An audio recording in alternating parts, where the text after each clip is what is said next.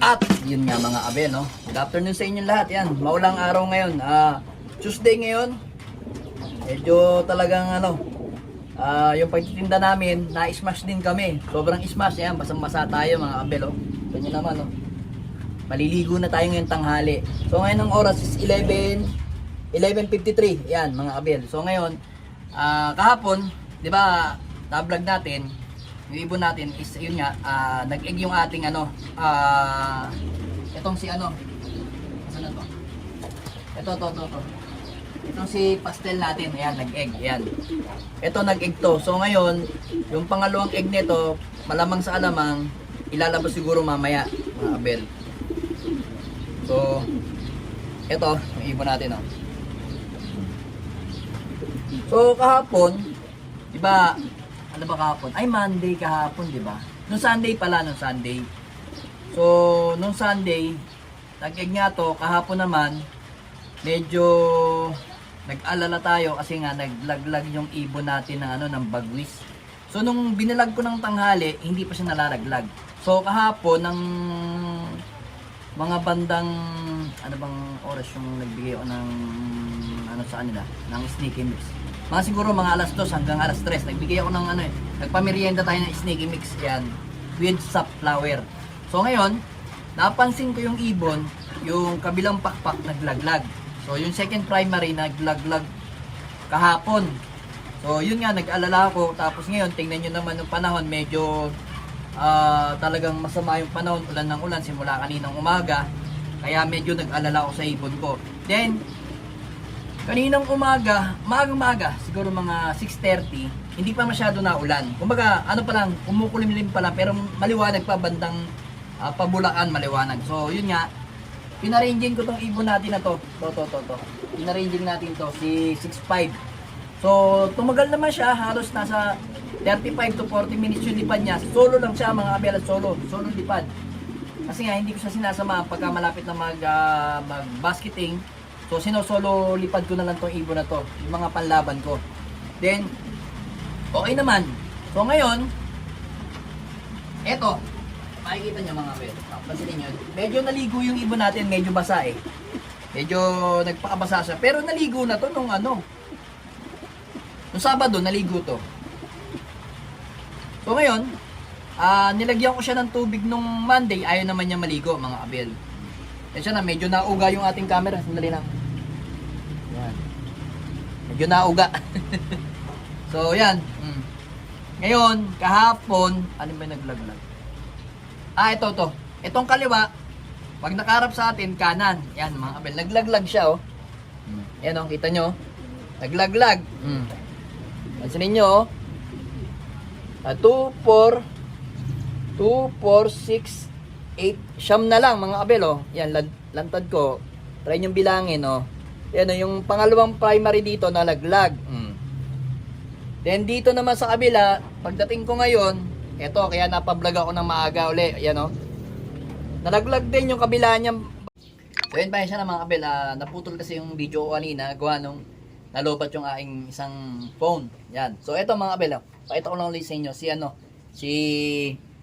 6'5". Gawa natin ng konti yung camera natin. Medyo nakatunghay na ganun eh. So, eto mga kabila. Eto. Laglag din yung bagwis niya mga kabila. Kaninang umaga nung nagpalipad tayo. Ayan. Bali ngayon ko lang napansin nung pag-uwi ko, yung pagkatapos nilang kumain, tapos nagbigay ako ng ideal ngayon, kaya ko napansin din nga, medyo basa yung ibon. Pero ano naman siya, pulbos naman yung pakpak ng ibon natin, kung mapapansin nyo, kung makikita nyo lang personal, makikita nyo, namumulbos yung ibon natin. Then ayan, kita nyo naman, ayan, healthy yung ibon natin. So, bale ang mangyayari nito, sana matuloy yung natin, yung basketing natin bukas. So, kalimitan naman yon. Pag hindi Friday, Saturday re-release yung ibon natin sa babuyan. So, siguro wala na yung ulan nun mga abel. So, tingnan natin kung ano mangyayari sa ibon natin na to, si 6'5". Tingnan nyo naman ang kondisyon ng ibon, ayan mga abel, ganda. Nga mga abel, mamaya nga mag-e-egg na yung asawa niya. So, sana maging maganda yung ano natin, pauwian natin sa paparating na Babuyan Island. So, ako naman mga abel, na experience ko na rin kasi yung ano, yung bagwis natin o yung mga bagwis ng mga ibon natin, naranasan ko na rin na yung bagwis ng ibon ko is kumpleto. Yun nga, nababanderang kapos pa rin tayo. So ngayon, eto, tingnan natin kung ano mangyayari sa atin sa Babuyan Island. Bale, naranasan ko na rin kasi yung kumpletong bagwis, hindi rin naman talaga ano. Pagka para sa'yo mga abel, ganun talaga yung karera ng kalapate. Pagdating sa dulo, dun talaga yung ano, yung labanan talaga. Kahit na ang ibon mo nag-clock hanggang last 2 laps, pero pagdating ng last lap hindi naman nag-clock, wala rin. Mas mainam pa rin mag-clock yung ibon mo ng dulo para makita mo yung galing ng ibon. Tsaka swertihan lang talaga ngayon sa ano, sa last lap mga abel. So sa tingin ko naman matutuloy yung basketing bukas kasi medyo umaaraw-araw na, tsaka wala pa namang info. So nagbigay nga ako kanina sa kanya ng ideal, kaya ako napansin yung bagwis niya. Ayan, pero okay naman, malakas naman yung ibon. Tingnan natin kung anong gagawin itong ibon na to mga abel. Tsaka ano mga abel, hindi na rin ako masyado naniniwala sa ano, sa mga sabi natin kumpleto yung bagwis. Ano yun, tawag dito, advantage na ng ibon yung pag kumpleto yung pakpak, walang problema. Pero kahit na kumpleto yung pakpak tapos hindi naman makakauwi, wala din. Pag ano talaga mga abel, kahit na yung bagwis ng ibon mo 8, 9, kahit na may bawas, basta kung may bawas man siya, pero nagkaklak pa rin ng dulo, swerte lang talaga mga abel, swertihan lang talaga. So tingnan natin kung anong mangyayari sa mga ibon natin kasi kinukondisyon ko tong ibon na to, o sa mga ibon natin dito, ito na lang yung nilalaban natin kasi nakapahinga muna tayo ng ngayon, simula ngayon hanggang July, itong bukas July, hindi na tayo muna dito naglalaban sa ibang club like ng BBC Junior. Ini-stop ko nga yung mga ibon natin, yan si Putik, itong si Peter B, at saka yung isa natin si asan na yun ito anak ni Juana na cross kay Peter, Miss Peter. So hindi nga natin siya tinuloy kasi nga mas importante sa akin to. Tsaka iba rin kasi nakapagpahinga yun, pagpahinga tayo sa sa stress, siyempre sa pauwian. So ang gusto ko sana is yung mag-ready ako sa sa paparating ng North Race kasi medyo madami-dami yung panlaban natin dito. Siguro mga 12 hanggang 13 mga abel. Iba't ibang club na yon. PRC, PUF, PPCP, yon mga abel. Tapos, meron din tayong isang BBC. Ayan, ito to, kung mapapansin nyo.